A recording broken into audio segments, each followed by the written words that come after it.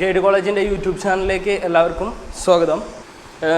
നമ്മൾ ഇന്ന് പറയാൻ വേണ്ടി പോകുന്നത് എക്കണോമിക്സിൻ്റെ 4th സെമസ്റ്ററിലെ quantitative techniques for economic analysis എന്ന് പറയുന്ന പേപ്പറിലെ ബേസ് തിയറം എന്ന് പറയുന്ന പ്രോബിലിറ്റി എന്ന് പറയുന്ന ചാപ്റ്ററിലെ ബേസ് തിയറം എന്ന് പറയുന്ന ഭാഗത്തെക്കുറിച്ചാണ്.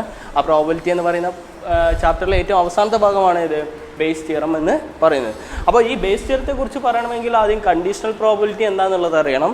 അതിൻ്റെ അടിസ്ഥാനത്തിൽ ഇൻവേഴ്സൽ പ്രോബിലിറ്റിയും കൂടി ഉൾപ്പെട്ടിട്ടുള്ളതാണ് ഇത് ബേസ് തിയറം എന്ന് പറയുന്നത്. അപ്പോൾ എന്താണ് കണ്ടീഷണൽ പ്രോബിലിറ്റി എന്നുള്ളതാണ് പറയാൻ വേണ്ടി പോകുന്നത്. ഒന്ന് ശ്രദ്ധിക്കുക. കണ്ടീഷണൽ പ്രോബിലിറ്റി എന്ന് പറഞ്ഞു കഴിഞ്ഞാൽ 2 ഈവൻസ് ഉണ്ട്, A and B. A and B എന്ന് പറയുന്ന 2 ഈവൻസ് ഉണ്ട്. The probability of occurring the event A after the occurrence of B event എന്നുള്ളതാണ് നമ്മൾ പ്രോബിലിറ്റി, കണ്ടീഷണൽ പ്രോബിലിറ്റി കൊണ്ട് നമ്മൾ ഉദ്ദേശിക്കുന്നത്. അതായത് അത് എഴുതുക probability of A given B എന്നാണ് എഴുതുക. ഓക്കെ, ഇങ്ങനെ എഴുതി കഴിഞ്ഞാൽ എന്താണ് ആൻസർ, അല്ലെങ്കിൽ ഇതുകൊണ്ട് അർത്ഥമാക്കുന്നത് എന്താണ്? Probability of event A after occurring the event of B, അല്ലേ? അതായത് ബി എന്ന് പറയുന്ന ഈവൻറ്റ് സംഭവിച്ചതിന് ശേഷം എ എന്ന് പറയുന്ന ഈവൻറ്റ് സംഭവിക്കാനുള്ള പ്രോബിലിറ്റി എന്താണ് എന്നുള്ളതാണ് നമ്മളിവിടെ probability of A given B കൊണ്ട് നമ്മൾ ഉദ്ദേശിക്കുന്നത്. ഈ കണ്ടീഷണൽ പ്രോബിലിറ്റി നമ്മളൊരു എക്സാമ്പിളിലൂടെ പറയുകയാണ്. സപ്പോസ് ഒരു ബാസ്ക്കറ്റിൽ 5 വൈറ്റ് ബോൾ ഉണ്ട്, 4 ബ്ലാക്ക് ബോൾ ഉണ്ട്. ഓക്കെ, എ എന്ന് പറയുന്ന ഈവൻറ്റ് എന്ന് പറയുന്നത് ഗെറ്റിംഗ് ആൻഡ് വൈറ്റ് ബോൾ ആണ്. ഓക്കെ, അതായത് എ എന്ന് പറയുന്നത് എന്താണ്? ഒരു വൈറ്റ് ബോൾ കിട്ടുക എന്നുള്ളതാണ്. എ എന്ന് പറയുന്ന ഈവൻറ്റ് എന്താണ്? ഒരു വൈറ്റ് ബോൾ കിട്ടുക എന്നുള്ളതാണ്. ബി എന്ന് പറയുന്ന ഈവൻറ്റ് എന്ന് പറയുന്നത് ഗെറ്റിംഗ് ആൻഡ് ബ്ലാക്ക് ബോൾ ആണ്. Okay, getting and black ball ആണ് ബി എന്ന് പറയുന്ന ഈവൻറ്റ്. അതായത് നമ്മൾ ഒരു മൊത്തം ഈ ബാസ്ക്കറ്റിൽ എത്ര ബോൾ ഉണ്ട്? 9 ബോളാണുള്ളത്, അല്ലേ? അതായത് 5 വൈറ്റ് ബോളും 4 ബ്ലാക്ക് ബോളും. ഇവിടെ നമ്മളോട് പറയാണ് ഈ ബാസ്ക്കറ്റിലേക്ക് നോക്കാതെ നമ്മളോട് അതിൽ നിന്നും ഒരു ബ്ലാക്ക് ബോളോ ഏതെങ്കിലും ഒരു ബോൾ നമ്മളോട് സെലക്ട് ചെയ്യാൻ പറയുകയാണെങ്കിൽ, അതിൽ നിന്നും ഒരു ബോൾ എടുക്കാൻ പറയുകയാണെങ്കിൽ, അതിൽ ബ്ലാക്ക് ബോൾ നമുക്ക് കിട്ടുവാനുള്ള പ്രോബിലിറ്റി എന്ന് പറയുന്നത് ടോട്ടൽ എത്ര ബ്ലാക്ക് ബോൾ ഉണ്ട്? 5 ആണ്, അല്ലേ? ഇനി ഈ ബാസ്ക്കറ്റിൽ മൊത്തമായിട്ട് എത്ര ബോൾ ഉണ്ട്? 9 ആണ്. അപ്പോൾ ഇവിടെ നോക്കുക, പ്രോബിലിറ്റി ഓഫ് ബി, അതായത് ബി എന്ന് പറയുന്ന ഈവന്റ് സംഭവിക്കാനുള്ള പ്രോബിലിറ്റി എന്ന് പറയുന്നത് എത്രയാണ്? 4/9 ആണ്. ഇനി പ്രോബിലിറ്റി ഓഫ് എ ആണെങ്കിലോ, probability of A is equal to മൊത്തം എത്ര വൈറ്റ് ബോൾ ഉണ്ട്? എ എന്ന് പറഞ്ഞു കഴിഞ്ഞാൽ എന്താണ്? വൈറ്റ് ബോൾ കിട്ടുവാനുള്ള ഒരു ഈവന്റിനാണ്, അല്ലെങ്കിൽ വൈറ്റ് ബോൾ കിട്ടുക എന്ന് പറയുന്ന ഈവന്റ് ആണ് ഏത്? എ എന്ന് പറയുന്ന ഈവന്റ്. അങ്ങനെയാണെങ്കിൽ പ്രോബിലിറ്റി ഓഫ് എ എന്ന് പറഞ്ഞു കഴിഞ്ഞാലോ, എ എന്ന് പറയുന്ന ഈവന്റ് സംഭവിക്കാനുള്ള പ്രോബിലിറ്റി ആണ്. അങ്ങനെയാണെങ്കിൽ probability of A is equal to മൊത്തം എത്ര വൈറ്റ് ബോൾ ഉണ്ടെന്ന് നോക്കുക, 5 ആണ്. ടോട്ടൽ ഈ ബാസ്ക്കറ്റിൽ എത്ര ബോൾ ഉണ്ടെന്ന് നോക്കുക, 9 ആണ്, അല്ലേ? അതായത് ഈ ബാസ്ക്കറ്റിൽ 9 ബോൾ ഉണ്ട്. അതിൽ നിന്നും ഏതെങ്കിലും ഒരു 5 എണ്ണം എടുത്തു കഴിഞ്ഞാൽ അതിൽ 5 എണ്ണം എന്താണ്? വൈറ്റ് ആണ്. അതിൽ നിന്നും അങ്ങനെയാണെങ്കിൽ അതിൽ നിന്നും ഈ മൊത്തം 9 ബോളിൽ നിന്നും ഒരു 5 ബോൾ എന്ന് പറയുന്നത് നമുക്ക് എടുക്കാൻ പറ്റുന്ന ഏതാണ്? വൈറ്റ് ആണ്, അല്ലേ? ഒരു ബോൾ മാത്രമേ നമ്മൾ അതിൽ നിന്നും എടുക്കുന്നുള്ളൂ. അങ്ങനെയാണെങ്കിൽ പ്രോബിലിറ്റി ഓഫ് എ എന്ന് പറയുന്നത് എന്താണ്? 5/9 ആണ്. ഓക്കെ, ഇനി കണ്ടീഷണൽ പ്രോബിലിറ്റിയിലേക്ക് നമ്മൾ വരികയാണ്. കണ്ടീഷണൽ പ്രോബിലിറ്റി എന്ന് പറയുമ്പോൾ എന്ത് വരും? Probability of A given B എന്നാണ് വരിക, അല്ലെ? അതായത് ബി എന്ന് പറയുന്ന ഈവന്റ് സംഭവിച്ചതിന് ശേഷം എ എന്ന് പറയുന്ന ഈവന്റ് സംഭവിക്കാനുള്ള പ്രോബിലിറ്റി എന്നാണ് നമ്മൾ എന്തുകൊണ്ട് ഉദ്ദേശിക്കുന്നത്? Probability of A given B എന്നതുകൊണ്ട് ഉദ്ദേശിക്കുന്നത്. ഇവിടെ ബി എന്ന് പറയുന്നത് എന്താണ്? ബ്ലാക്ക് ബോൾ കിട്ടലാണ്, അല്ലേ? അതായത് നമ്മളിവിടെ ടോട്ടൽ എത്ര തവണ നമ്മളിവിടെ എക്സ്പെരിമെന്റ് നടത്തുന്നുണ്ട്? 2 തവണ നടത്തുന്നുണ്ട്, അല്ലെ? ആദ്യം ഒരു ബോൾ എടുക്കുന്നു, അല്ലെ? എന്നിട്ട് രണ്ടാമതൊരു ബോൾ എടുക്കുന്നു. അപ്പൊ ഇവിടെ നോക്കുക, ആദ്യം ഒരു ബോൾ നമ്മൾ എടുത്തു, അല്ലെ? അത് നമുക്ക് ബ്ലാക്ക് ബോൾ കിട്ടി. അതിനുശേഷം വൈറ്റ് ബോൾ കിട്ടുവാനുള്ള പ്രോബിലിറ്റി എന്താന്നുള്ളതാണ് ഇവിടെ probability of A given B എന്നുകൊണ്ട് നമ്മൾ അർത്ഥാക്കുന്നത്. അതായത് ബി ഓൾറെഡി സംഭവിച്ചു കഴിഞ്ഞു, ഒരു ബ്ലാക്ക് ബോൾ നമുക്ക് കിട്ടിക്കഴിഞ്ഞു. അതിനുശേഷം നമുക്ക് ഒരു വൈറ്റ് ബോൾ കിട്ടുവാനുള്ള പ്രോബിലിറ്റി എന്താണ്? അതാണ് ഇവിടെ probability of A given B കൊണ്ട് നമ്മൾ ഉദ്ദേശിക്കുന്നത്. ഇവിടെ നോക്കുക, മൊത്തം 9 ബോളല്ലേ ഈ ബാസ്ക്കറ്റിൽ ഉള്ളത്. ആദ്യം ഒരു ബ്ലാക്ക് ബോൾ എടുത്തു കഴിഞ്ഞു എന്നാണ് probability of A given B കൊണ്ട് ഉദ്ദേശിക്കുന്നത്, അല്ലെ? ആദ്യം ഒരു ബ്ലാക്ക് ബോൾ നമുക്ക് കിട്ടി, അല്ലെ? അങ്ങനെയാണെങ്കിൽ ഇവിടെ ബ്ലാക്ക് ബോൾ ഇനി എന്തായി? 3 കുറഞ്ഞില്ലേ? ഒരു ബ്ലാക്ക് ബോൾ നമുക്ക് കിട്ടിയിട്ടുണ്ട് അല്ലേ? അങ്ങനെ ആകുമ്പോൾ ബ്ലാക്ക് ബോൾ എന്തായി മാറി? 3 ബ്ലാക്ക് ബോൾ ആയിട്ട് മാറി. ഒന്ന് നമ്മൾ എടുത്തു, അത് മാറ്റി വെച്ചു അല്ലെ? ഇനി അങ്ങനെയാണെങ്കിൽ ബി എന്ന് പറയുന്ന ഈവന്റ് സംഭവിച്ചു കഴിഞ്ഞു. അതായത് ഒരു ബ്ലാക്ക് ബോൾ നമുക്ക് കിട്ടി, അതവിടെ മാറ്റി വെച്ചു. അതിനുശേഷം നമുക്കൊരു വൈറ്റ് ബോൾ എ എന്ന് പറയുന്ന ഈവന്റ്, അതായത് വൈറ്റ് ബോൾ കിട്ടലാണ് എ എന്ന് പറയുന്ന ഈവന്റ് അല്ലെ? വൈറ്റ് ബോൾ കിട്ടുവാനുള്ള പ്രോബബിലിറ്റി എത്രയാണ്? അങ്ങനെയാണെങ്കിൽ എത്ര വരിക? 5/8 എന്നാണ് വരിക. ക്ലിയർ അല്ലേ? നേരത്തെ പ്രോബബിലിറ്റി ഓഫ് എ നമുക്ക് എത്ര കിട്ടിയത്? 5/9 ആണ് കിട്ടിയത്. കാരണം എന്തായിരുന്നു? നേരത്തെ 9 ബോൾ ബാസ്കറ്റിൽ ഉണ്ടായിരുന്നു, അപ്പോഴാണ് 5/9 എന്ന് കിട്ടിയത് അല്ലെ? ഇവിടെ നോക്കുക, എ ഗിവൻ ബി എന്ന് പറയുമ്പോൾ എന്തായി സംഭവിച്ചു? ആദ്യം ബി അവിടെ നമ്മുടെ എക്സ് അല്ലെങ്കിൽ ബി എന്ന് പറയുന്ന ഈവന്റ് അവിടെ സംഭവിച്ചു കഴിഞ്ഞിട്ടുണ്ട്. എന്നിട്ടാണ് എ എന്ന് പറയുന്ന ഈവന്റ് അവിടെ സംഭവിക്കുന്നത്. അപ്പോൾ ടോട്ടൽ ബാസ്കറ്റിലെ ബോളുകളുടെ എണ്ണം എത്രയായി? ബാസ്കറ്റിലെ ടോട്ടൽ ബോളുകളുടെ എണ്ണം എത്രയായി മാറി? 8 ആയിട്ട് മാറി. അതിനുശേഷം നമ്മുടെ ഫേവറബിൾ കേസ് ആയിട്ടുള്ള ഫേവറബിൾ കേസ് എന്താണ്? നമുക്ക് വൈറ്റ് ബോൾ കിട്ടലല്ലേ? ആ വൈറ്റ് ബോൾ കിട്ടുന്നതിന്റെ എണ്ണം നമ്മൾ നോക്കി എത്രയാണത്? 5 ആണ്. അപ്പം നമ്മുടെ എ ഗിവൺ ബി എന്ന് പറയുന്ന പ്രോബബിലിറ്റി എത്രയായി മാറി? 5/8 ആയിട്ട് മാറി. ഇതാണ് കണ്ടീഷണൽ പ്രോബബിലിറ്റി എന്ന് പറയുന്നത്. അതായത് ബി എന്ന് പറയുന്ന ഈവന്റ് സംഭവിച്ചതിന് ശേഷം എ എന്ന് പറയുന്ന ഈവന്റ് സംഭവിക്കുക. ഓക്കെ, ശ്രദ്ധിക്കാം. ബേസ് തിയറത്തിന്റെ ഒരു ബേസിക് അല്ലെങ്കിൽ ബേസ് തിയറം എന്ന് പറഞ്ഞു കഴിഞ്ഞാൽ ഇൻവേഴ്സ് പ്രോബബിലിറ്റിയെ അടിസ്ഥാനപ്പെടുത്തിയിട്ടുള്ളതാണ്. അപ്പൊ എന്താണ് ഇൻവേഴ്സ് പ്രോബബിലിറ്റി എന്നുള്ളതാണ്. ഇൻവേഴ്സ് പ്രോബബിലിറ്റി എന്ന് പറയുമ്പോൾ കണ്ടീഷണൽ പ്രോബബിലിറ്റിയുടെ കുറച്ചും കൂടി ഹയർ ലെവലിലോട്ട് വരുന്ന ഒരു പ്രോബബിലിറ്റി കൺസെപ്റ്റ് ആണ് ഇത് ഇൻവേഴ്സ് പ്രോബബിലിറ്റി എന്ന് പറയുന്നത്. അതായത് എ എന്ന് പറയുന്ന ഈവന്റ് E1, E2, E3 എന്ന് പറയുന്ന പല ഈവന്റിനോട് ജോയിന്റ് ആയിട്ട് സംഭവിക്കാം. ഓക്കെ, അതായത് അതിന്റെ ഒപ്പം തന്നെ സംഭവിക്കാം. പക്ഷെ E1 എന്ന് പറയുന്ന ഈവന്റും E2 എന്ന് പറയുന്ന ഈവന്റും E3 എന്ന് പറയുന്ന ഈവന്റും ഡിസ്ജോയിന്റ് ഈവന്റ് ആണ്. ഓക്കെ, എന്താന്നുള്ളത് ഞാൻ പറഞ്ഞുതരാം. അത് നമുക്കൊരു എക്സാമ്പിൾ വെച്ച് പറയുമ്പോഴാണ് നമുക്കത് കൂടുതൽ ക്ലിയർ ആവുക. എങ്കിൽ കൂടിയും ഒരു തിയറിറ്റിക്കൽ ആയിട്ടുള്ള രൂപത്തിൽ ഞാൻ പറയാണ്. ഇവിടെ നോക്കുക, E1, E2, E3 എന്ന് പറയുന്ന 3 ഡിസ്ജോയിന്റ് ഈവന്റ് ഉണ്ട്. അതായത് E1ഉം E2ഉം ഒരുമിച്ച് സംഭവിക്കില്ല, E2ഉം E3യും ഒരുമിച്ച് സംഭവിക്കില്ല, E1ഉം E3യും ഒരുമിച്ച് സംഭവിക്കില്ല. പക്ഷെ ഇതൊക്കെ എന്താക്കാം? സെപ്പറേറ്റ് സംഭവിക്കാനുള്ള ഒരു പ്രോബബിലിറ്റി ഫംഗ്ഷൻ ആണ്, അല്ലെങ്കിൽ പ്രോബബിലിറ്റി സാധ്യതയുള്ള ചില കാര്യങ്ങളാണ്, ഈവന്റ്സ് ആണ് ഇത് E1, E2, E3 എന്നുള്ളത്. ഓക്കെ, പക്ഷെ ഇതിന്റെ കൂടെയൊക്കെ എ എന്ന് പറയുന്ന ഒരു ഈവന്റ് സംഭവിക്കാം. ഓക്കെ, ഇതിന്റെ കൂടെയൊക്കെ എന്ത് സംഭവിക്കാം? എ എന്ന് പറയുന്ന ഒരു ഈവന്റ് സംഭവിക്കാനുള്ള പ്രോബബിലിറ്റി ഉണ്ട്. അതായത് E1ഉം E2ഉം ഒരുമിച്ച് സംഭവിക്കില്ല, പക്ഷെ എന്ത് സംഭവിക്കാം? E1ഉം എയും ഒരുമിച്ച് സംഭവിക്കാം, E2ഉം എയും സംഭവിക്കാം, E3യും എയും സംഭവിക്കാം. ഓക്കെ, അങ്ങനെയാണെങ്കിൽ എ എന്ന് പറയുന്ന ഈവന്റ് സംഭവിച്ചു കഴിഞ്ഞു എന്ന് വിചാരിക്കുക. എ എന്ന് പറയുന്ന ഈവന്റ് സംഭവിച്ചു കഴിഞ്ഞു. അതായത് എ എന്ന് പറയുന്ന എന്താണ്? ഗിവൺ ആണ്, സംഭവിച്ചു കഴിഞ്ഞു. അങ്ങനെയാണെങ്കിൽ ഈ എ എന്ന് പറയുന്ന ഈവന്റ് E1ൽ നിന്നും സംഭവിക്കുവാനുള്ള പ്രോബബിലിറ്റിയാണ് ഇൻവേഴ്സ് പ്രോബബിലിറ്റി എന്ന് പറയുന്നത്. അപ്പോൾ റിവേഴ്സ് ഓർഡറിലല്ലേ വന്നത്? അതായത് എ എന്ന് പറയുന്ന ഈവന്റ് ഓൾറെഡി സംഭവിച്ചു കഴിഞ്ഞു. അങ്ങനെയാണെങ്കിൽ ആ ഈവന്റ് E1ൽ നിന്നും സംഭവിക്കാനുള്ള പ്രോബബിലിറ്റി എന്ത്? അതായത് എ എന്ന് പറയുന്ന ഈവന്റ് E1ൽ നിന്നും സംഭവിക്കാം, E2വിലും സംഭവിക്കാം, E3യിലും സംഭവിക്കാം അല്ലെ? ഇനി അടുത്തത് probability of E2 given A എന്ന് പറഞ്ഞു കഴിഞ്ഞാലോ, എ എന്ന് പറയുന്ന ഈവന്റ് E2വിൽ നിന്നും സംഭവിക്കാനുള്ള പ്രോബബിലിറ്റി എന്നാണ് പറയുന്നത്. അതായത് എ എന്നത് സംഭവിച്ചു കഴിഞ്ഞു, അങ്ങനെയാണെങ്കിൽ അത് E2വിൽ നിന്ന് ആവാനുള്ള സാധ്യത എന്ത്? ഇനി അടുത്തതോ, probability of E3 given A എന്ന് പറഞ്ഞു കഴിഞ്ഞാലോ, എ എന്ന് പറയുന്ന ഈവന്റ് സംഭവിച്ചു അല്ലെ? എ എന്ന് പറയുന്ന ഈവന്റ് സംഭവിച്ചു, അങ്ങനെയാണെങ്കിൽ ആ ഈവന്റ് E3യിൽ നിന്നും ആകുവാനുള്ള സാധ്യത എന്ത് എന്നുള്ളതാണ് probability of E3 given A എന്നുകൊണ്ട് നമ്മൾ ഉദ്ദേശിക്കുന്നത്. ഓക്കെ, അതായത് കണ്ടീഷണൽ പ്രോബബിലിറ്റിയുടെ കുറച്ചും കൂടി ഹയർ ലെവലായിട്ടുള്ള ഒരു മാത്തമാറ്റിക്കൽ കൺസെപ്റ്റ് ആണ് ഇത് ഇൻവേഴ്സ് പ്രോബബിലിറ്റി എന്ന് പറയുന്നത്. ഇത് വെച്ചിട്ടാണ് നമ്മൾ എന്ത് എന്ന് പറയുന്നത് ബേസ് തിയറം എന്താണെന്നുള്ളത് പറയുന്നത്. ഓക്കെ, അപ്പോൾ ഇൻവേഴ്സ് പ്രോബബിലിറ്റി എന്ന് തന്നെയാണ് ഏത് ബേസ് തിയറം എന്ന് പറയുന്നത്.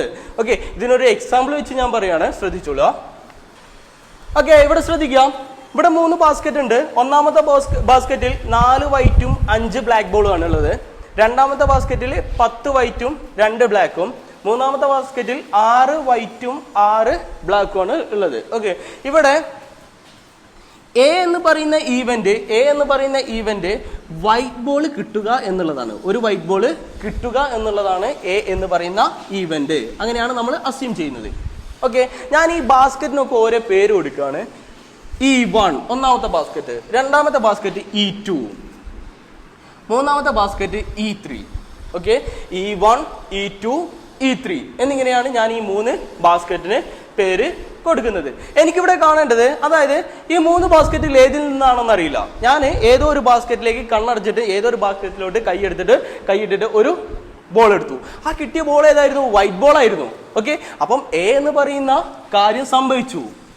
ഓക്കെ, ആ എ എന്ന് പറയുന്ന കാര്യം എന്ന് പറയുന്നത് എന്താണ്? ഒരു വൈറ്റ് ബോൾ കിട്ടുക എന്നുള്ളതാണ്. അത് സംഭവിച്ചു കഴിഞ്ഞു. അതായത് ഏതോ ഒരു ബാസ്ക്കറ്റിൽ നിന്നും ഞാൻ കണ്ണടച്ചിട്ട് ഒരു ബോൾ സെലക്ട് ചെയ്തപ്പോൾ ആ കിട്ടിയ ബോൾ എന്തായിരുന്നു? വൈറ്റ് ബോൾ ആയിരുന്നു. അപ്പം എ എന്ന് പറയുന്ന ഈവന്റ് സംഭവിച്ചു കഴിഞ്ഞു അല്ലെ?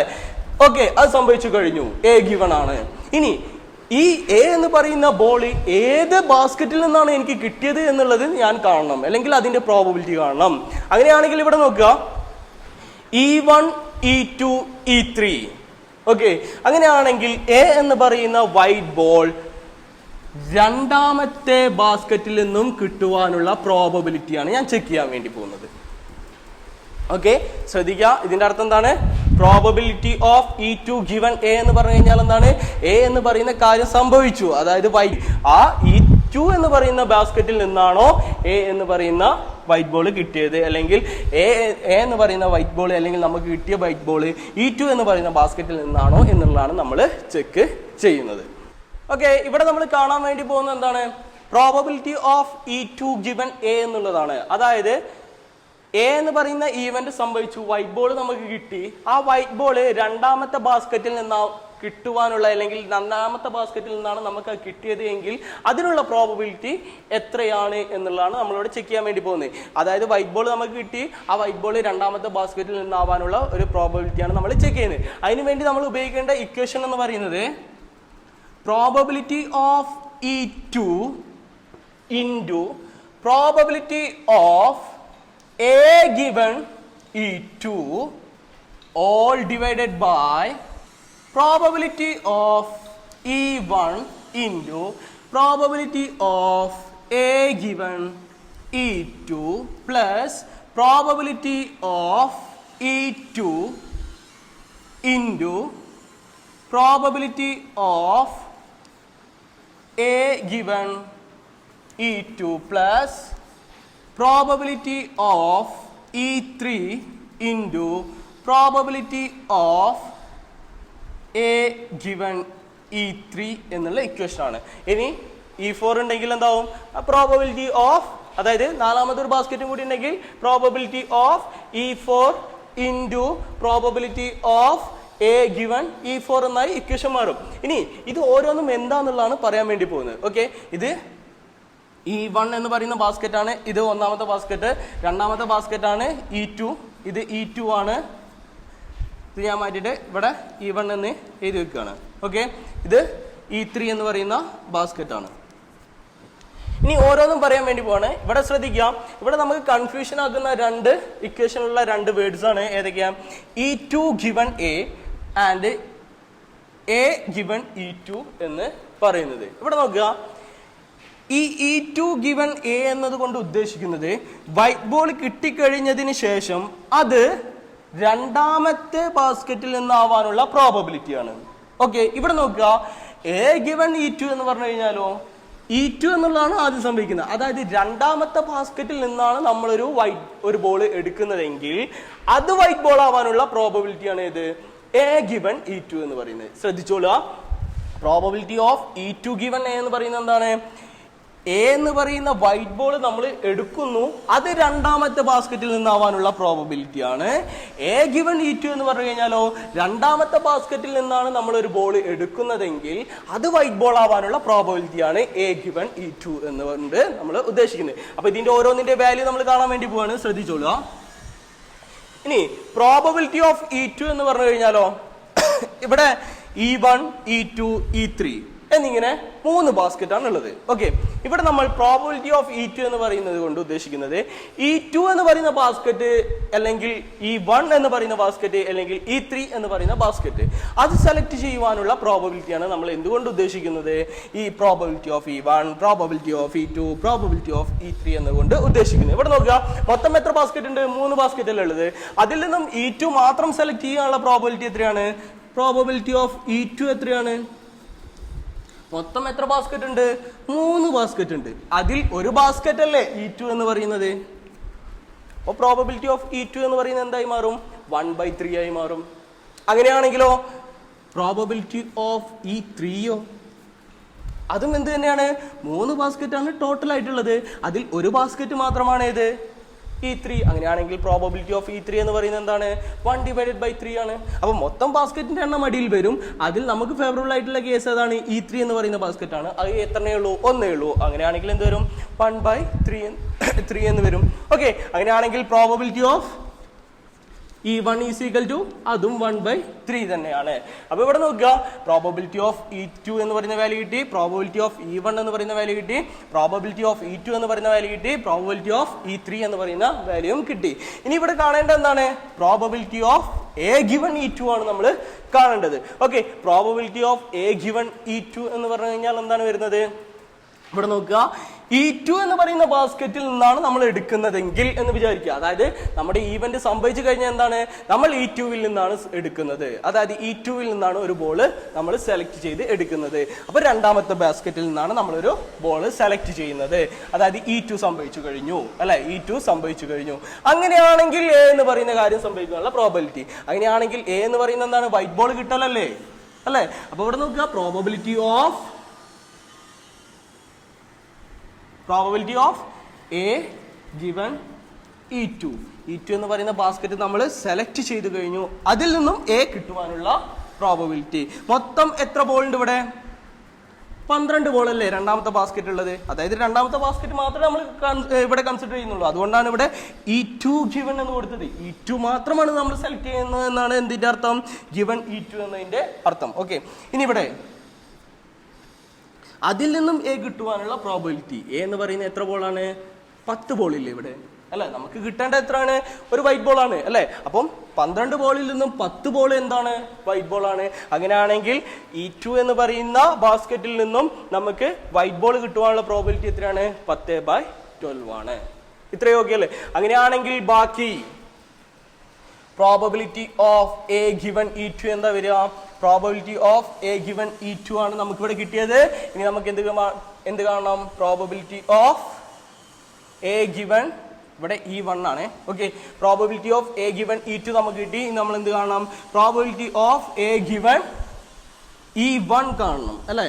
Probability of A given E1 ഇതിന്റെ അർത്ഥം എന്താണ്? E എന്ന് പറയുന്ന ബാസ്ക്കറ്റ്, E1 എന്ന് പറയുന്ന ബാസ്ക്കറ്റ് നമ്മൾ സെലക്ട് ചെയ്തു. അതായത് ഒന്നാമത്തെ ബാസ്ക്കറ്റിനാണ് എന്ത് പറയുന്നത്?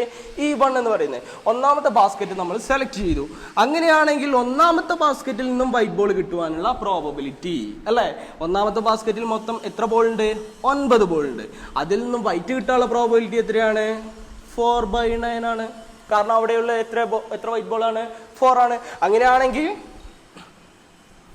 Probability of A given E3 എത്രയായിരിക്കും? E3 എന്ന് പറയുന്ന ഈവന്റ് സംഭവിച്ചു. അതായത് മൂന്നാമത്തെ ബാസ്ക്കറ്റ് നമ്മൾ സെലക്ട് ചെയ്തു അല്ലെ. അങ്ങനെ സെലക്ട് ചെയ്യുകയാണെങ്കിൽ ആ ബാസ്ക്കറ്റിൽ മൊത്തം എത്ര ബോൾ ഉണ്ട്? 12 ബോൾ ഉണ്ട് അല്ലെ. അതിൽ നിന്നും എത്ര ബോളാണ് വൈറ്റ് ബോൾ? 6 ബോളാണ്. കാരണം നമ്മളുടെ A എന്ന് പറയുന്ന ഈവന്റ് എന്താണെന്ന് ആദ്യം പറഞ്ഞിട്ടുണ്ട്, വൈറ്റ് ബോൾ കിട്ടലാണ് അല്ലെ. 6/12 ആയിരിക്കും. അപ്പോൾ എന്ത്? Probability of A given E3. അപ്പൊ നമുക്ക് ഇക്വേഷനുള്ള എല്ലാ വാല്യൂസും നമുക്ക് കിട്ടിക്കഴിഞ്ഞു അല്ലെ. ഇക്വേഷനുള്ള എല്ലാ വാല്യൂസും നമുക്ക് കിട്ടിക്കഴിഞ്ഞു. ഈ ഇക്വേഷനുള്ള എല്ലാ വാല്യൂസും കിട്ടിക്കഴിഞ്ഞാൽ നമ്മൾ എന്ത് ചെയ്താൽ മതി? ഈ വാല്യൂസ് മൊത്തമായിട്ട് ഇക്വേഷനിലോട്ട് സബ്സ്റ്റിറ്റ്യൂട്ട് ചെയ്ത് കഴിഞ്ഞിട്ട് നമ്മൾ എന്താക്കണം? ഇതിന്റെ വാല്യൂ കണ്ടു കഴിഞ്ഞാൽ നമുക്ക് കിട്ടുന്നത് എന്തായിരിക്കും? Probability of E2 given A ആയിരിക്കും. അതായത് ഇതിന്റെ അർത്ഥം എന്താണ്? A എന്ന് പറയുന്ന ഇവന്റ് സംഭവിച്ചു. അതായത് ഒരു വൈറ്റ് ബോൾ നമുക്ക് കിട്ടി അല്ലെ. അതിന്റെ അടിസ്ഥാനത്തിൽ നമ്മൾ ഒരു കാര്യം ചെക്ക് ചെയ്യുന്നു. ആ കിട്ടിയ വൈറ്റ് ബോൾ രണ്ടാമത്തെ ബാസ്ക്കറ്റിൽ നിന്നും ആവാനുള്ള പ്രോബബിലിറ്റിയാണ് നമ്മളിവിടെ ചെക്ക് ചെയ്യുന്നത്. അതായത് വൈറ്റ് ബോൾ കിട്ടി, അത് രണ്ടാമത്തെ ബാസ്ക്കറ്റിൽ നിന്നും ഉണ്ടാവാനുള്ള പ്രോബബിലിറ്റി. ക്ലിയർ അല്ലേ? അപ്പൊ ഇതിനെയാണ് നമ്മൾ എന്ത് എന്ന് പറയുന്നത്? ബേസ് തിയറം എന്ന് പറയുന്നത്. ഓക്കെ, ഇത് വെച്ചിട്ട് നമുക്ക് ഒരു പ്രോബ്ലം ചെയ്യാം. ഓക്കെ, ബേസ് തിയറം വെച്ചിട്ടുള്ള ഒരു ക്വസ്റ്റ്യൻ ആണ് ഇവിടെ കൊടുത്തിട്ടുള്ളത്. ക്വസ്റ്റ്യൻ വായിക്കുകയാണ്. In A bolt factory machine A, B, C manufacture respectively 25%, 35% and 40% of total of their output. 5%, 4%, and 2% are known to be defective bolt. Full stop. A bolt is drawn at random from the product and is found to be defective. What are the probabilities that it was produced by machine A? അതായത് ഇവിടെ പറയുന്നത് ഒരു factory ഉണ്ട്, ആ ഫാക്ടറിയിൽ 3 മെഷീനാണ് ഉള്ളത്. Okay, A എന്ന് പറയുന്ന മെഷീൻ ഉണ്ട്, ബി എന്ന് പറയുന്ന മെഷീൻ ഉണ്ട്, സി എന്ന് പറയുന്ന മെഷീൻ ഉണ്ട്. ഓക്കെ, ഇവിടെ നോക്കുക, ഈ 3 മെഷീനും കൂടി അവിടെ ആ ഒരു ഫാക്ടറിയിൽ മൊത്തമായിട്ട് ഉൽപ്പാദിക്കുന്ന പ്രൊഡക്റ്റ് എത്രയാണ്? 100% ആണ്, 100%. അതിൽ 25% മെഷീൻ എ ആണ്, 35% മെഷീൻ ബി ആണ്, 40% ഏതാണ്? മെഷീൻ സി ആണ്. ഓക്കെ, അതുകൂടാതെ മറ്റൊരു ഇൻഫർമേഷൻ കൂടി നമുക്ക് തന്നിട്ടുണ്ട്. അതായത് അവർ പ്രൊഡ്യൂസ് ചെയ്യുന്ന മൊത്തം പ്രൊഡക്റ്റിൽ 5% മെഷീൻ എ പ്രൊഡ്യൂസ് ചെയ്യുന്ന മൊത്തം പ്രൊഡക്റ്റിൽ, അതായത് 25% മെഷീൻ എ പ്രൊഡ്യൂസ് ചെയ്യുന്നത് അല്ലെ, അതിൽ തന്നെ 5% എന്താണ്? ഡാമേജ് ആയിട്ടുള്ള ഐറ്റം ആണ്. പിന്നെ മെഷീൻ ബി 35% പ്രൊഡ്യൂസ് ചെയ്യുന്നത്, അതിൽ 4% എന്താണ്? ഡാമേജ് ആയിട്ടുള്ള പ്രൊഡക്റ്റ് ആണ്. ഇനി മെഷീൻ സി 40% പ്രൊഡ്യൂസ് ചെയ്യുന്നത്, അതിൽ 2% എന്താണ്? ഡാമേജ് ആയിട്ടുള്ള പ്രൊഡക്റ്റ് ആണ്. ഓക്കെ, ഇനി നമ്മളോട് പറയാണ് നമ്മൾ ഓക്കെ ഇതൊക്കെ നമ്മൾ അംഗീകരിച്ചു. അതിനുശേഷം നമ്മൾ ഈ മൊത്തം മെഷീനും കൂടി പ്രൊഡ്യൂസ് ചെയ്തത് മൊത്തമായിട്ട് നമ്മൾ ഒരു സ്ഥലത്ത് കൂട്ടിവെച്ചു. എന്നിട്ട് അതിൽ നിന്ന് നമ്മൾ ഒരു മെഷീൻ, അതായത് ഏതോ ഒരു പ്രൊഡക്റ്റ് നമ്മൾ സെലക്ട് ചെയ്യാണ്. അപ്പോൾ നമുക്ക് കിട്ടിയ ആ ഒരു പ്രൊഡക്റ്റ് എന്ന് പറയുന്നത് ഡിഫക്റ്റീവ് പ്രൊഡക്റ്റ് ആയിരുന്നു. അതാണ് ഇവിടെ പറഞ്ഞിട്ടുള്ളത്. എന്താണത്? A bolt is drawn at random from the product. അതായത് ഇതൊരു ബോൾട്ട് ഫാക്ടറിനെ കുറിച്ചാണ് പറയുന്നത്. ഓക്കെ, എന്നിരുന്നാൽ പോലും നമ്മൾ അതിന് പ്രൊഡക്റ്റ് എന്ന് പറയുന്നു. ഇവിടെ നോക്കുക, ഒരു പ്രൊഡക്റ്റ് നമ്മൾ സെലക്ട് ചെയ്തു. ഓക്കെ, അതായത് എല്ലാ 3 മെഷീൻസും കൂടി പ്രൊഡ്യൂസ് ചെയ്ത പ്രൊഡക്റ്റ് മൊത്തമായിട്ട് ഒരു സ്ഥലത്ത് കൂട്ടിയിട്ടിരുന്നു. ആ ഒരു പ്രൊഡക്റ്റിൽ നിന്നും, അതായത് ആ കൂട്ടിയിട്ട പ്രൊഡക്റ്റിൽ നിന്നും നമ്മൾ ഒരു പ്രൊഡക്റ്റ് സെലക്ട് ചെയ്തു. ആ സെലക്ട് ചെയ്ത പ്രൊഡക്റ്റ് നമുക്ക് കിട്ടിയതായിരുന്നു ഡിഫക്റ്റീവ് ആയിട്ടുള്ള ഒരു പ്രൊഡക്റ്റ് ആയിരുന്നു. എന്നിട്ട് നോക്കുക, what are the probabilities that it was produced by machine A? അങ്ങനെയാണെങ്കിൽ നമുക്ക് കിട്ടിയിട്ടുള്ള defective item machine A produce ചെയ്തതാകാനുള്ള പ്രോബബിലിറ്റിയാണ് നമ്മളോട് ചോദിച്ചിട്ടുള്ളത്. ക്ലിയർ ആണോ? ഓക്കെ, അപ്പോൾ ഇവിടെ നോക്കുക, 3 മെഷീനാണുള്ളത്. ഏതാണത്? Machine A, machine B, machine C. അവർ പ്രൊഡ്യൂസ് ചെയ്യുന്നത് 25%, 35%, 40% വെച്ചിട്ടുള്ള ടോട്ടൽ പ്രൊഡക്റ്റിന്റെ ഇത്രയും പെർസെൻറ്റേജ് വെച്ചിട്ടാണ് ഇവർ എന്താക്കുന്നത്? പ്രൊഡ്യൂസ് ചെയ്യുന്നത്. മെഷീൻ എ പ്രൊഡ്യൂസ് ചെയ്യുന്നതിൽ 5% എന്താണ്? ഡാമേജ് ആണ്. 4% മെഷീൻ ബിയുടേത് ഡാമേജ് ആണ്. 2% പ്രൊഡ്യൂസ് ചെയ്യും മെഷീൻ സി പ്രൊഡ്യൂസ് ചെയ്യുന്നതിൽ 2% എന്തായിരിക്കും? ഡാമേജ് ആയിരിക്കും. എന്നിട്ട് നമ്മൾ ആ മൊത്തം പ്രൊഡക്റ്റിൽ നിന്നും ഒരു പ്രൊഡക്റ്റ് നമ്മൾ സെലക്ട് ചെയ്തപ്പോൾ നമുക്ക് മനസ്സിലായത് എന്താണ്? നമുക്ക് കിട്ടിയത് എന്താണ്? ഒരു ഡാമേജ് ആയിട്ടുള്ള ഒരു പ്രൊഡക്റ്റ് ആണ് കിട്ടിയത്. അങ്ങനെയാണെങ്കിൽ ആ ഡാമേജ് ആയിട്ടുള്ള പ്രൊഡക്റ്റ് മെഷീൻ എയിൽ നിന്നും വരുവാനുള്ള, അല്ലെങ്കിൽ മെഷീൻ എ പ്രൊഡ്യൂസ് ചെയ്തതാവാനുള്ള പ്രോബബിലിറ്റിയാണ് നമ്മളോട് ഇവിടെ ക്വസ്റ്റ്യനിൽ ചോദിച്ചിട്ടുള്ളത്. ഇത്രയും ഓക്കെ അല്ലേ? ശ്രദ്ധിക്കുക, ക്വസ്റ്റ്യനിൽ നമുക്ക് 3 മെഷീൻ എന്ന് തന്നിട്ടുണ്ടായിരുന്നു, എ ബി സി അല്ലേ. അപ്പൊ നമ്മൾ നേരത്തെ ബേസ് തിയറത്തിന്റെ ഇക്വേഷനിൽ E1 E2 E3 എന്ന് പറഞ്ഞിട്ടാണ് നമ്മൾ ഇക്വേഷൻ ഫോം ചെയ്തത്. അപ്പോൾ അവിടെ കൺഫ്യൂഷൻ വരണ്ട എന്ന് വിചാരിച്ചിട്ട് ഞാൻ എ എന്ന് പറയുന്ന മെഷീനെ E1 എന്ന് പറയുന്നു, ബി എന്ന് പറയുന്ന മെഷീനെ E2 എന്ന് പറയുന്നു, സി എന്ന് പറയുന്ന മെഷീനെ E3 എന്ന് പറയുന്നു. ഓക്കെ, പിന്നെ ഇവിടെ ഈവന്റ് ഡി ആയിട്ട് എടുത്തിട്ടുള്ള എന്താണ്? ഗെറ്റിംഗ് ആൻഡ് ഡിഫക്റ്റീവ് ഐറ്റം എന്നാണ്. ഒരു ഡിഫക്റ്റീവ് ഐറ്റം കിട്ടുന്നതാണ് എന്ത്? E1 എന്ന് പറയുന്ന, അതായത് ഒരു ഡാമേജ് ആയിട്ടുള്ള ഒരു പ്രൊഡക്റ്റ് നമുക്ക് കിട്ടുന്നു. ആ ഈവന്റിനെയാണ് നമ്മൾ എന്ത് എന്ന് പറയുന്നത്? ഡി എന്ന് പറയുന്നത്. നമ്മൾ നേരത്തെ ഈവന്റ് എ എന്നാണ് എഴുതിയത്. ഇവിടെ ഡി എഴുതാനുള്ള കാരണം നമുക്കിവിടെ ഒരു മെഷീന്റെ പേര് എന്താണ്? എ എന്നാണ്. അപ്പൊ ഇവിടെ ഈവന്റ് എ എന്ന് എഴുതി കഴിഞ്ഞാൽ നമുക്ക് രണ്ടും കൂടി കൺഫ്യൂഷൻ ആവും. അതുകൊണ്ട് ഞാൻ ഇവിടെ എന്ത് എഴുതി എന്നേ ഉള്ളൂ? ഡി എന്ന് എഴുതി എന്നേ ഉള്ളൂ. ഓക്കെ, ഇനി ഇവിടെ നമ്മളോട് കാണാൻ പറഞ്ഞിട്ടുള്ള എന്താണ്? നമുക്കൊരു ഡിഫക്റ്റീവ് ഐറ്റം കിട്ടി അല്ലേ?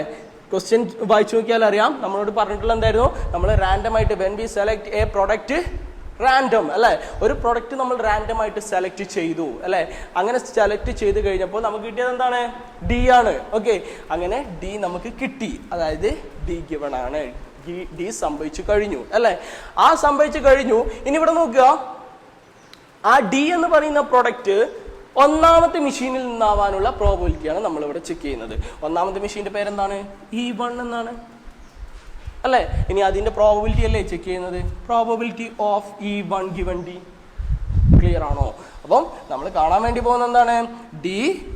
Probability of E1 given D. അതായത് ഒരു ഡിഫക്റ്റീവ് ആയിട്ടുള്ള ഒരു ഐറ്റം നമുക്ക് കിട്ടിയിട്ടുണ്ട്. ആ ഡിഫക്റ്റീവ് ആയിട്ടുള്ള ഐറ്റം ഒന്നാമത്തെ മെഷീനിൽ നിന്നും ആവാനുള്ള പ്രോബബിലിറ്റിയാണ് നമ്മളിവിടെ ചെക്ക് ചെയ്യാൻ വേണ്ടി പോകുന്നത്. ഓക്കെ, ഇതിനു വേണ്ടിയിട്ട് നമ്മൾ ഉപയോഗിക്കുന്ന ഇക്വേഷൻ എന്താണ്? ഇവിടെ പ്രോബബിലിറ്റി ഓഫ് E1 ആണ് വന്നത് അല്ലെ. പ്രോബബിലിറ്റി ഓഫ് E1 വന്നുകൊണ്ട് തന്നെ നമ്മൾ എന്ത് ചെയ്തി? നോമിനേറ്ററിൽ പ്രോബബിലിറ്റി ഓഫ് E1 ഇൻറ്റു, ഇനി ഇവിടെ ചെയ്യേണ്ട എന്താണ്? Probability of D given E1 എന്ന് എഴുതലാണ്. ശ്രദ്ധിക്കുക, നമ്മൾ കണ്ടുപിടിക്കാൻ പോകുന്നത് E ഗിവൺ D ആണ്. ഇവിടെ അതിനു വേണ്ടി ഉപയോഗിച്ച ഇക്വേഷനിൽ വരുന്നത് D ഗിവൺ E1 ആണ്. ഇവിടെ E1 ഗിവൺ D ആണെങ്കിൽ ഇവിടെ എന്താണ്? D ഗിവൺ E1 ആണ്. All divided by probability of E1, ഇത് നേരെ താഴോട്ട് എടുത്ത് എഴുതുക. Probability of D given E1 plus അടുത്തത് പ്രോബബിലിറ്റി ഓഫ് E2, അതായത് രണ്ടാമത്തെ മെഷീന്റെ കേസ് ഇതേപോലെ തന്നെ എഴുതി വെക്കുക. E2 probability of D given E2 plus, ഇവിടെ എഴുതാൻ സ്ഥലമില്ലാത്തതുകൊണ്ട് ഞാൻ ആ ബാക്കിയുള്ളത് താഴോട്ട് തന്നെ എഴുതുകയാണ്. Probability of E3 into probability of D given E3. ഇതാണ് ഇക്വേഷൻ അല്ലേ. അപ്പൊ നമ്മൾ കാണാൻ വേണ്ടി പോകുന്നത് E ഗിവൺ D ആണ്. Probability of E given D ആണ്. അതായത് D എന്ന് പറയുന്ന ഈവന്റ് E1 എന്ന് പറയുന്ന മെഷീനിൽ നിന്നും സംഭവിക്കാനുള്ള പ്രോബബിലിറ്റി. ഓക്കെ, ഇനി നമ്മൾ ഇതിൽ ഓരോ വാല്യൂയും കാണാൻ വേണ്ടി പോവാണ്. ഇവിടെ നോക്കുക, നമുക്കിവിടെ ക്വസ്റ്റ്യനിൽ തന്നിട്ടുള്ള വാല്യൂസ് ഒക്കെ പെർസെൻറ്റേജിലായിരുന്നു. പക്ഷെ ഇവിടെ ഒക്കെ നമ്മൾ ചെയ്യേണ്ട എന്താണ്? പ്രോബബിലിറ്റിയിലാണ് ചെയ്യേണ്ടത്. അപ്പോൾ നമുക്ക് പെർസെൻറ്റേജിൽ തന്നിട്ടുള്ള ഒരു സംഖ്യയെ നമുക്ക് പ്രോബബിലിറ്റിയിലോട്ട് മാറ്റണമെങ്കിൽ നമ്മൾ എന്ത് ചെയ്താൽ മതി? പെർസെൻറ്റേജ് എപ്പോഴും നമ്മൾ മൾട്ടിപ്ലൈ ചെയ്യുന്നത് 100 കൊണ്ടാണെങ്കിൽ നമ്മൾ അത് പ്രോബബിലിറ്റിയിലേക്ക് മാറ്റാൻ വേണ്ടിയിട്ട് എന്ത് ചെയ്താൽ മതി? നമ്മൾ 100 കൊണ്ട് ഡിവൈഡ് ചെയ്താൽ മതി. അപ്പോൾ ഇവിടെ നോക്കുക, ഒന്നാമത്തെ മെഷീനും രണ്ടാമത്തെ മെഷീനും മൂന്നാമത്തെ മെഷീനും പ്രൊഡ്യൂസ് ചെയ്യുന്ന ഐറ്റംസിനെയാണ് E1 എന്ന് പറയുന്നത്. അത് നമ്മൾ പ്രോബബിലിറ്റിയിലേക്ക് മാറ്റും. Probability of E1, probability of E2, probability of E3 അല്ലേ. പിന്നെ അടുത്ത എന്ത് കാണണം? ഇതിൽ അടുത്ത കാണേണ്ടത് എന്താണ്? Probability of D given E1. അതായത് ഒന്നാമത്തെ മെഷീൻ D എന്ന് പറഞ്ഞു കഴിഞ്ഞാൽ എന്താണ്? ഡാമേജ് ആയിട്ടുള്ള ഐറ്റം ആണ് അല്ലെ. ഒന്നാമത്തെ മെഷീനിൽ നിന്ന് ഡാമേജ് ആയിട്ടുള്ള ഐറ്റം കിട്ടുവാനുള്ള പ്രോബബിലിറ്റി. ഇനി അടുത്തതോ B, D ഗിവൺ E2. അടുത്തത് probability of D given E3. ഇവിടെ E1 എന്ന് പറയുന്ന മെഷീനിൽ നിന്നാണെങ്കിൽ D എന്ന് പറയുന്ന ഡിഫക്റ്റീവ് ഐറ്റം സംഭവിക്കാനുള്ള പ്രോബബിലിറ്റി അല്ലെ. ഇവിടെ എന്താണ്? E2 എന്ന് പറയുന്ന മെഷീനിൽ നിന്നാണെങ്കിൽ D എന്ന് പറയുന്ന ഡിഫക്റ്റീവ് ഐറ്റം സംഭവിക്കാനുള്ള പ്രോബബിലിറ്റി. ഇതുകൊണ്ട് അർത്ഥാക്കുന്നതോ D എന്ന് പറയുന്ന ഡിഫക്റ്റീവ് ഐറ്റം നമുക്ക് ആദ്യം കിട്ടി. ഇവിടെ സംഭവിക്കുന്ന എന്താ? ഇവിടെ പറഞ്ഞത് എന്താണ്? D എന്ന് പറയുന്ന ഡിഫക്റ്റീവ് ഐറ്റം നമുക്ക് കിട്ടിയിട്ടുണ്ട്. അത് നമുക്ക് E1 നിന്ന് സംഭവിക്കാനുള്ള പ്രോബബിലിറ്റി ആണ്. ഇവിടെയോ E1 എന്ന് പറയുന്ന മെഷീന് ഒരു ഡിഫക്റ്റീവ് ഐറ്റം പ്രൊഡ്യൂസ് ചെയ്തിട്ടുണ്ട്. അത് ഡിഫക്റ്റീവ് ഐറ്റം അല്ലെങ്കിൽ E1 എന്ന് പറയുന്ന മെഷീന് ഡിഫക്റ്റീവ് ഐറ്റം പ്രൊഡ്യൂസ് ചെയ്യുവാനുള്ള പ്രോബബിലിറ്റി ആണ് ഇത്. Probability of D given E1 എന്നുകൊണ്ട് ഉദ്ദേശിക്കുന്നത്. ഇത് D എന്ന് പറയുന്ന ഡിഫക്റ്റീവ് ഐറ്റം നമുക്ക് ഓൾറെഡി കിട്ടിയിട്ടുണ്ട്. അത് E1 എന്ന് പറയുന്ന മെഷീനിൽ നിന്നാവാനുള്ള പ്രോബബിലിറ്റി ആണ്. ഓക്കെ, കൺഫ്യൂഷൻ ആവാൻ പാടില്ല. ഓക്കെ, ഇനി നമ്മൾ ഇതിന്റെ എല്ലാ വാല്യൂസും നമ്മൾ കാണണം. ഇവിടെ E1 എന്ന് പറയുന്നത് എന്തായിരുന്നു? മെഷീൻ എ പ്രൊഡ്യൂസ് ചെയ്യുന്ന ഡിഫക്റ്റീവ് ഐറ്റത്തിന്റെ പെർസെൻറ്റേജ് ആണ് തന്നെ. പ്രോബബിലിറ്റിയിലോട്ട് മാറ്റുമ്പോൾ എന്ത് വരും? 100 കൊണ്ട് ഡിവൈഡ് ചെയ്യേണ്ടി വരും. അപ്പോൾ എത്ര പെർസെൻറ്റേജ് ആയിരുന്നു മെഷീൻ എ പ്രൊഡ്യൂസ് ചെയ്യുന്നത്? അല്ലെങ്കിൽ E1 എന്ന് പറയുന്ന മെഷീൻ പ്രൊഡ്യൂസ് ചെയ്യുന്നത് എത്ര പെർസെൻറ്റേജാണ്? 20. ടോട്ടൽ പ്രൊഡക്റ്റിന്റെ 25% ആണ്. അങ്ങനെയാണെങ്കിൽ 0.25 ആണ് ഏത് വരിക? Probability of E1. രണ്ടാമത്തതോ 0.35. മൂന്നാമത്തത് 0.4 ആണ് വരിക.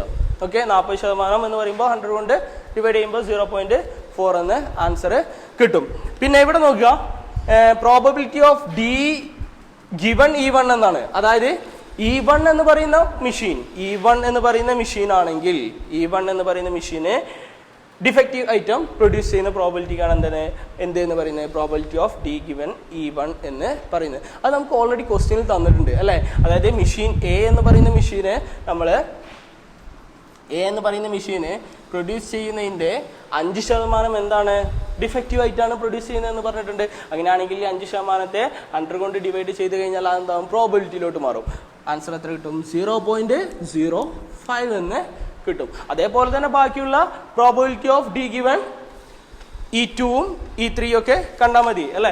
ഓക്കെ, ഇവിടെ എന്താണ് 0.04 എന്ന് വരും. അതായത് ബി എന്ന് പറയുന്ന മെഷീന് പ്രൊഡ്യൂസ് ചെയ്യുന്ന ടോട്ടൽ ഐറ്റത്തിൽ 4% എന്തായിരിക്കുന്നു, ഡിഫക്റ്റീവ് ഐറ്റം ആയിരുന്നു എന്നാണ് പറയുന്നത്. ഇനി അടുത്തതോ മെഷീൻ 3 അല്ലെങ്കിൽ സി എന്ന് പറയുന്ന മെഷീന് പ്രൊഡ്യൂസ് ചെയ്യുന്ന മൊത്തം ഐറ്റത്തിൽ 2% എന്താണ്, ഡിഫക്റ്റീവ് ആണ്.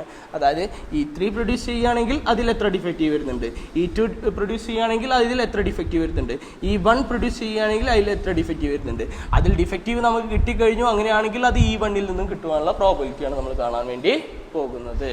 ഓക്കെ, ഇനി ഈ വാല്യൂസ് ഒക്കെ നമ്മൾ എന്ത് ചെയ്താൽ മതി, ഈ ഒരു ഇക്വേഷനിലോട്ട് സബ്സ്റ്റിറ്റ്യൂട്ട് ചെയ്ത് കൊടുത്താൽ മതി.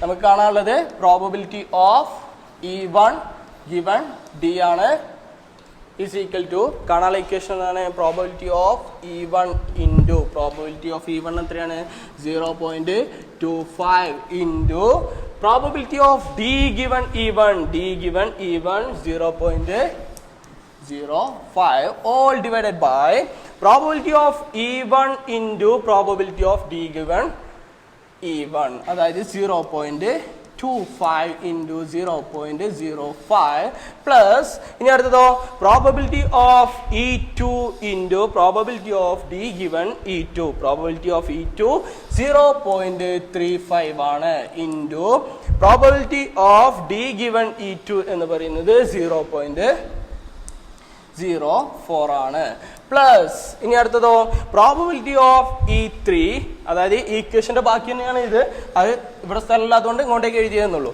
ഓക്കെ, പ്രോബബിലിറ്റി ഓഫ് E3 എത്രയാണ് 0.4 into probability of D given E3 0.02. ഇത് മൊത്തമായിട്ട് നമ്മൾ കാൽക്കുലേറ്റ് ചെയ്ത് വരുമ്പോൾ നമുക്ക് എന്തിന്റെ ആൻസർ കിട്ടും, പ്രോബബിലിറ്റി ഓഫ് E1 ഗിവൺ ഡിയുടെ ആൻസർ കിട്ടും. അതായത് ഡിഫക്റ്റീവ് ഐറ്റം എ എന്ന് പറയുന്ന മെഷീനിൽ നിന്നും വരുവാനുള്ള അല്ലെങ്കിൽ ആ മെഷീൻ പ്രൊഡ്യൂസ് ചെയ്തതാവാനുള്ള പ്രോബബിലിറ്റി നമുക്ക് കിട്ടും. ഓക്കെ, ഇത് മൊത്തം ചെയ്യുമ്പോൾ നമുക്ക് കിട്ടുന്ന ആൻസർ എന്ന് പറയുന്നത് 0.0125 ഓൾ ഡിവൈഡഡ് ബൈ 0.343 എന്നുള്ളതാണ്. ഇതാണ് probability of E1 given D എന്ന് പറയുന്നത്. അപ്പോൾ നമുക്ക് ഓൾറെഡി അറിയാം പ്രോബബിലിറ്റിയുടെ മാക്സിമം വാല്യൂ എന്ന് പറയുന്നത് 1ഉം പ്രോബബിലിറ്റിയുടെ മിനിമം വാല്യൂ എന്ന് പറയുന്നത് 0ആണ്. 1 എന്ന് പറഞ്ഞു കഴിഞ്ഞാൽ എന്താണ്, ആ ഒരു ഷുവറായിട്ടും ആ ഒരു ഈവന്റ് സംഭവിക്കും. 0 എന്ന് പറഞ്ഞു കഴിഞ്ഞാൽ എന്താണ്, ആ ഒരു ഈവന്റ് സംഭവിക്കാനുള്ള സാധ്യത തീരെ ഇല്ല എന്നുള്ളതാണ്. പക്ഷേ ഇവിടെ നോക്കുക, ഈ 1നും അതേപോലെ തന്നെ 0ക്കും ഇടയിലുള്ള ഒരു സംഖ്യയാണ് നമുക്ക് ഇവിടെ കിട്ടുന്നത്. അത് സംഭവിക്കാനും സംഭവിക്കാതിരിക്കാനുള്ള സാധ്യതയുണ്ട് എന്നുള്ളതാണ്. എങ്കിൽ കൂടിയും നമുക്ക് എന്താക്കാം, ഇതിൽ നിന്നും ഒരു പ്രോബബിലിറ്റി നമുക്ക് കാണാൻ വേണ്ടി സാധിക്കും, അല്ലെങ്കിൽ അത് സംഭവിക്കാനുള്ള പ്രോബബിലിറ്റി അല്ലെങ്കിൽ സാധ്യത നമുക്ക് കണക്കാക്കാൻ വേണ്ടി സാധിക്കും. അതായത് ഡി എന്ന് പറയുന്ന ബോൾട്ട് അല്ലെങ്കിൽ ഡി എന്ന് പറയുന്ന ഡിഫക്റ്റീവ് ബോൾട്ട് അല്ലെങ്കിൽ ഡാമേജ് ബോൾട്ട് E1 എന്ന് പറയുന്ന മെഷീനിൽ നിന്നും സംഭവിക്കാനുള്ള പ്രോബബിലിറ്റിയാണ് നമ്മളിവിടെ ചെക്ക് ചെയ്യുന്നത്. അതിനുവേണ്ടി നമ്മൾ ഉപയോഗിച്ച ഇക്വേഷൻ ആയിരുന്നു probability of E1 into probability of D given E1 all divided by probability of E1 into probability of D given E2 plus probability of E2 into probability of D given E2 plus probability of E3 into probability of D given E3 എന്ന് പറയുന്നത്. ഇനി ഇവിടെ 4 മെഷീനാണ് ഉള്ളത് എങ്കിൽ നമ്മൾ എന്ത് വരും, ഇവിടെ probability of E4 into probability of D given E4 എന്ന് കൂടി വരും. 5 ആണെങ്കിൽ അതേപോലെ തന്നെ ഇക്വേഷനിൽ ചേഞ്ച് വരും, അത്രയേ ഉള്ളൂ. ഓക്കെ, അപ്പോൾ ഇതാണ് ബേസ് തിയറം. ബേസ് തിയറം എന്താണെന്നുള്ളത് പറഞ്ഞിട്ടുണ്ട്. അതേപോലെ തന്നെ അത് വെച്ചിട്ടുള്ള ഒരു പ്രോബ്ലവും നമ്മൾ ചെയ്തിട്ടുണ്ട്.